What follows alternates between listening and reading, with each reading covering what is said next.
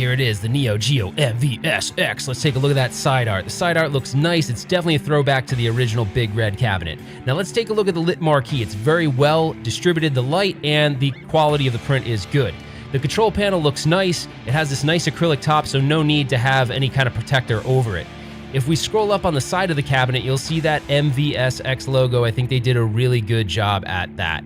And now they added these little covers that go over the screw holes. This is awesome. It hides those unsightly screw holes. This is something we haven't seen in the three-quarter space, and I welcome that very much. These LED credit indicators don't actually function, but they look cool. And then as far as the front of the cabinet, you have these two speakers, and then you have that faux coin door in the middle. That doesn't really do anything, but it looks kind of neat. Then you got this edge molding on the side. It's about a ½ inch, the wood, just like an arcade. 17 inches diagonally from corner to corner, and we'll talk more about that later. And then as far as the control panel, it's 19.5 inches, so 2 players should be able to play pretty comfortably with this setup. As far as the sticks and buttons, they feel maybe a step up from Arcade 1-Up. They're better Sanwa clones. They're not bad. They're concave buttons versus the convex ones on the Arcade Stick Pro, but who cares? Let's just open it up and we'll see exactly what they are. No problem, right? We'll open this sucker up and... No, dude, Ralph, stop. They said we couldn't do it. I'm sorry. They said we couldn't. Oh well, next time. Here's a quick comparison to the Neo Geo Arcade Stick Pro. I feel like the Arcade Stick Pro is a step higher quality than what we're getting on this Neo Geo MVSX as far as the buttons and joysticks, but if you don't prefer these, you can always swap them out, right? They're not going to be exact to the arcade.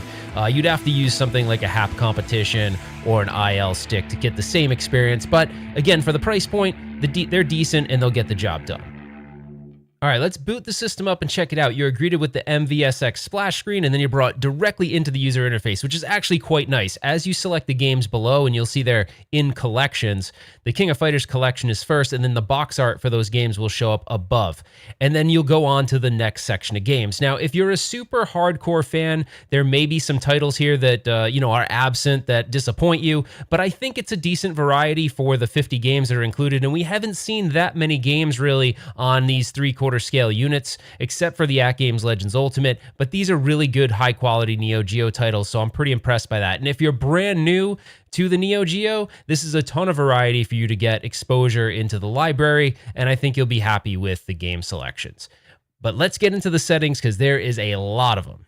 All right, let's check out the system settings real quick. So the first one you're greeted with is the language setting. There's 10 different languages, so no matter where you are in the world experiencing this cabinet, you should be pretty well covered.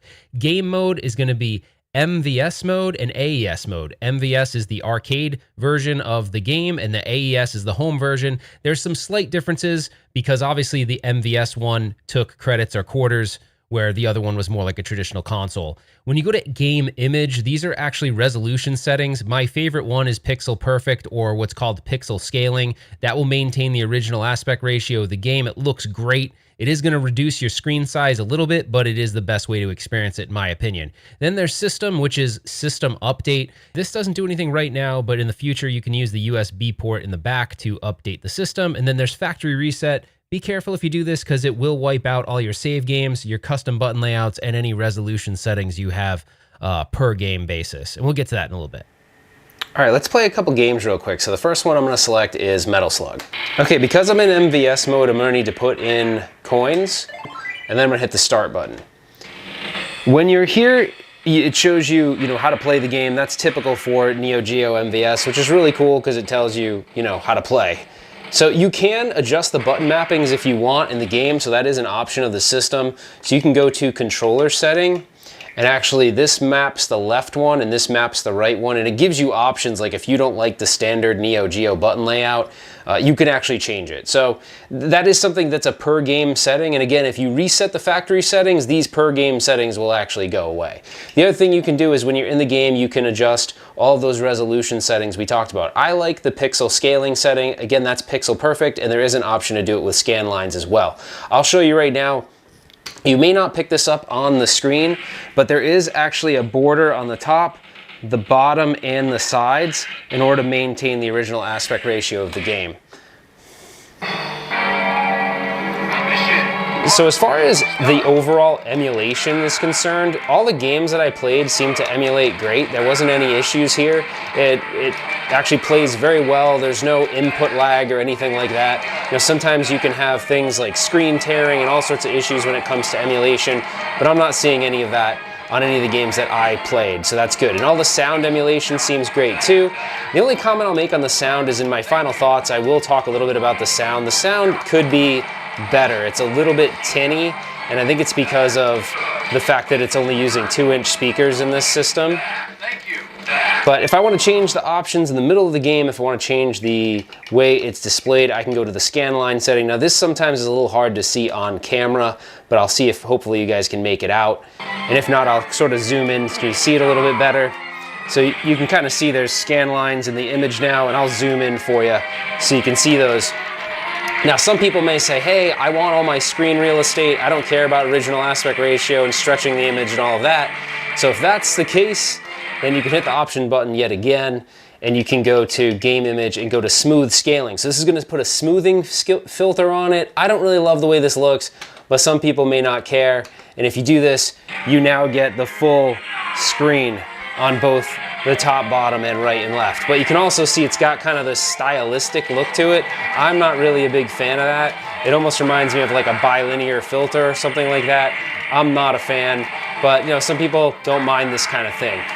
So what about save states? If I hit my options button while I'm in the middle of a game, I can save my game. So I have 4 save states to choose from. I can hit the A button and save it there. Now I'm gonna go back into the game and then I'm gonna load that so you guys can see how that works. So I'm gonna go back in game. I'm gonna sort of jump down here, and you remember I was up high, so I'm gonna go to options, load, and I can load that save state, and I'm right back where I was before. So that's pretty cool. And those 4 save states are per game, so you have 4 save states for every single game on the system, which I think is really cool.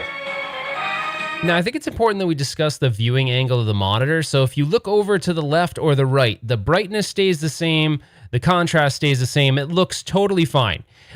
However, when you're looking at it in a bar top mode, it is slightly darker than when you elevate yourself. Now, I tried to capture this on the camera, but I just couldn't do it. The camera just didn't pick it up. Now, they didn't give me the included base, but if you buy it with the base, you're probably not even going to notice this. But it was something that I just wanted to bring up because I did notice that it is a step brighter and the contrast is a little bit better when you're elevated a bit looking down at the cabinet.